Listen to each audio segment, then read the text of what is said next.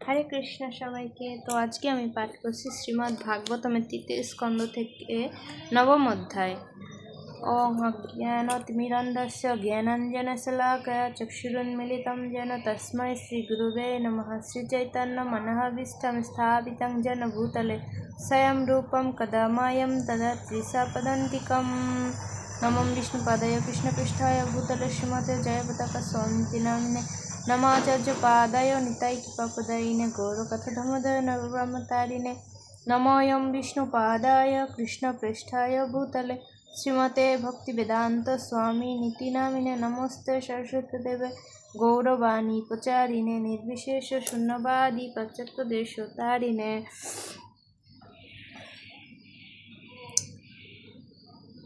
শ্রীমদ্ ভাগবতম ৩য় স্কন্ধ ৯ম অধ্যায় শ্লোক নম্বর ১১। যৎ নাভিপদ্মনাভবানম অহম অসম উদ্র লোকত্রয় উপকারয় যৎ অনুগ্রহেণ তন্মেয় নম। তে উদারস্থব ভয় যোগ নিদ্রা অবসন বিকশত নলিনী ইচ্ছায়। অনুবাদ: হে আমার পূজনীয়, আপনার কৃপায় ব্রহ্মাণ্ড সৃষ্টি করার জন্য আমি আপনার নাভি পদ্মরূপ গৃহ থেকে উৎপন্ন হয়েছি। আপনি যখন নিদ্রা সুখ উপভোগ করেছিলেন, তখন ব্রহ্মাণ্ডের সমস্ত গ্রহগুলি আপনার চিন্তায় উদরে অবস্থিত ছিল। এখন নিদ্রা অবসানের প্রভাবে প্রস্ফুলিঙ্গটি পদ্ম মতো আপনার নেত্র উন্মিলিত হয়েছে। তাৎপর্য: শ্রীল প্রভুপাদ কি জয়। ব্রহ্মা আমাদের সকাল 4টা থেকে রাত 10টা পর্যন্ত অর্চন বিধি অনুশীলনের শিক্ষা দিচ্ছেন। খুব সকালে শয্যা ত্যাগ করে ভক্তদের ভগবানের প্রার্থনা করতে হয় এবং মঙ্গলারতি নিবেদন করার বিধি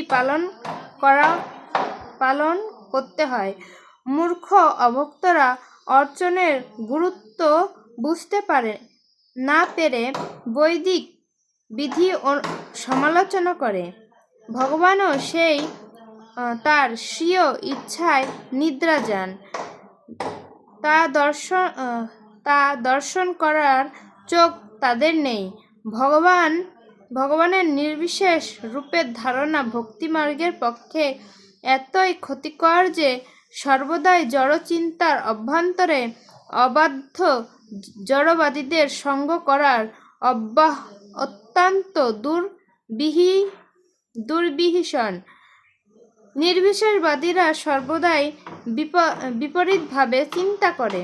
তারা মনে করে যে জড়ের যেহেতু আকার রয়েছে, তাই চিন্ময় তত্ত্ব নিশ্চয়ই নিরাকার।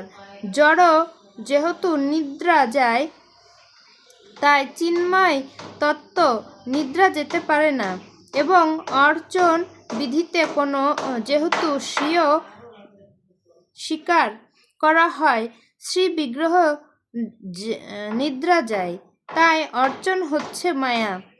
এই সমস্ত চিন্তার মূলত জড় ইতিবাচক এবং নেতিবাচক উভয় প্রকার চিন্তা জড় চিন্তা। বেদের উন্নতর উৎস থেকে জ্ঞান গ্রহণই হচ্ছে প্রকৃত মানদণ্ড। শ্রীমদ্ ভাগবতমের এই শ্লোকগুলিতে আমরা দেখতে পাই যে অর্চনা বিধির অনুমোদন করা হয়েছে। সৃষ্টিকার্য শুরু করার পূর্বে ব্রহ্মা দেখছিলেন যে ভগবান প্রবল বাড়িতে অনন্ত শয্যায় শয়ন করে আছেন।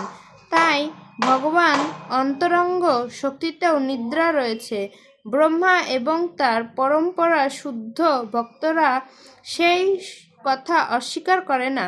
এখানে স্পষ্টভাবে বলা হয়েছে যে ভগবান জলের উত্তাল তরঙ্গে সুখে নিদ্রা